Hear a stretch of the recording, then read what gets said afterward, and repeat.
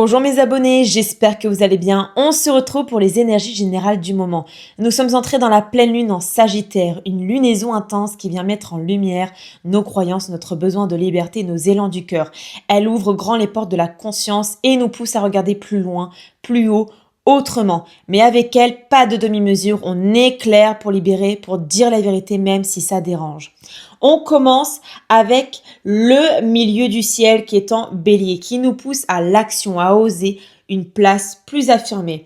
Mais attention, il est carré à Mercure en Cancer en maison 12. Il peut y avoir des difficultés à dire ce que l'on ressent vraiment, à sortir d'un mutisme émotionnel.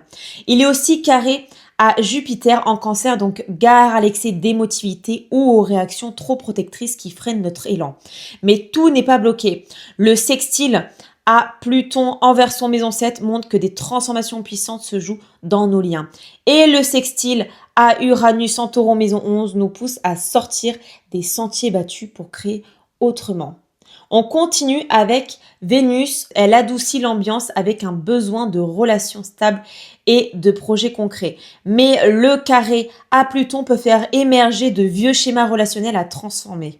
Elle est soutenue par Mercure et Jupiter, toujours en maison 12. Nos élans du cœur se nourrissent de profondeur et d'intuition. On continue avec Uranus en Taureau en maison 11. De son côté, il vient secouer les habitudes. Il est carré à Mars en Lion en maison 2. Donc attention autour de l'argent ou de l'ego. Mais il est bien relié à Pluton, à l'ascendant et au duo Saturne et Neptune. Il y a des idées neuves qui peuvent s'ancrer si on ose changer de méthode. On continue avec le Soleil en Gémeaux maison 11 face à la Lune en Sagittaire en maison 5.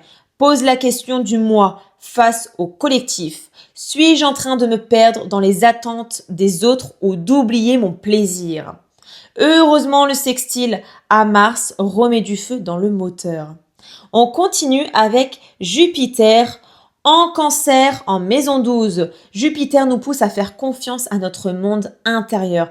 Il est en tension avec Saturne et Neptune, donc des rêves peuvent sembler freinés, mais le sextile à Mars donne du courage et l'opposition à la Lune invite à équilibrer émotion et expansion.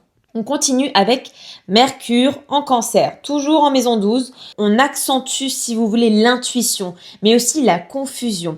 Le carré à Neptune et Saturne peut rendre le mental flou. Donc, priorité à l'écoute du corps et au temps de silence.